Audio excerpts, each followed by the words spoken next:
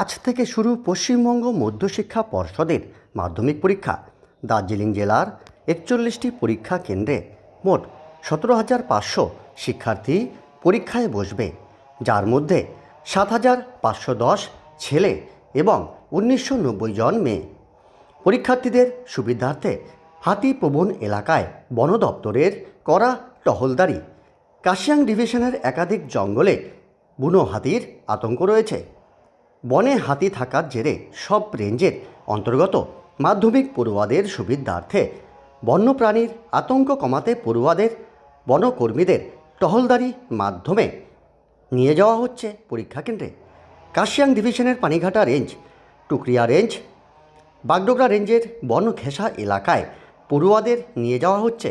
বন দপ্তরের টহলদারি ও বাসের মাধ্যমে পৌঁছে দেওয়া হচ্ছে এবং পরীক্ষা কেন্দ্রে থেকে বাড়ি পৌঁছে দেওয়া হবে বলে বন দপ্তর সূত্রে খবর।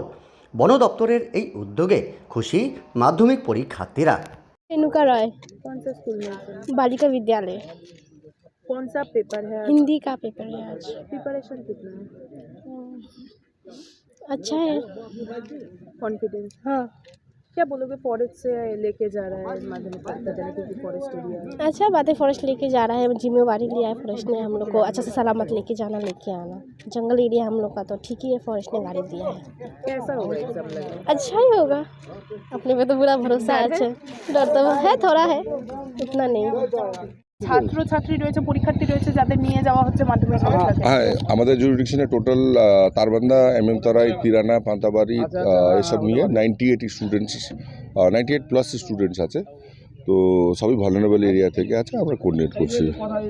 জঙ্গল ঘাসা এলাকা থেকে কতগুলি বাস প্রোভাইড করা হচ্ছে, গাড়ি প্রোভাইড করা হচ্ছে? হ্যাঁ, এই রুটে ইন টোটাল 4টে এনবিসিসির সার্ভিস প্রোভাইড করা হয়েছে। একটা হচ্ছে পানিঘাটা থেকে সুকনা, একটা হচ্ছে পানিঘাটা থেকে বাগডোগরা গোসাইপুর যাবে এনবিউ পর্যন্ত, একটা হচ্ছে আপনার পানিঘাটা থেকে বেলগাছি হয়ে নকশালবাড়ি, আর একটা হচ্ছে লোহাগড় থেকে বেলগাছি হয়ে নকশালবাড়ি যাবে।